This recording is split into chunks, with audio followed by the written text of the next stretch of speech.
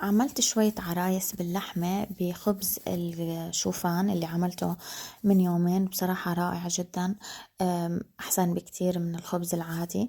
حبيت أعمل كمان الكينوا وأحكي لكم عن فوائدها. رائعة جدا، بديلة للرز، بديلة للبرغل. تحتوي على كتير من البروتينات، كتير من مضادات الأكسدة. فيها معادن كتير مهمة زي المغنيسيوم، البوتاسيوم. يعني هي مفيدة كتير للقلب وللشرايين وبشكل عام للجسم كله.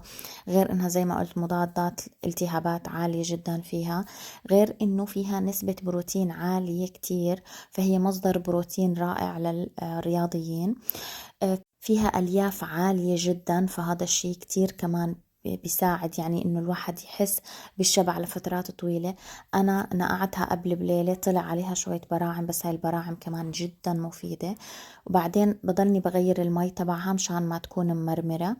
وبعدين بحمصها شوية مع زيت زيتون لحتى برضو تساعد على إنه ما يصير بعد هيك في مرار فيها. بتتحمص وبعدين شوي بتتفلفل مثل الرز وبديل البرغل.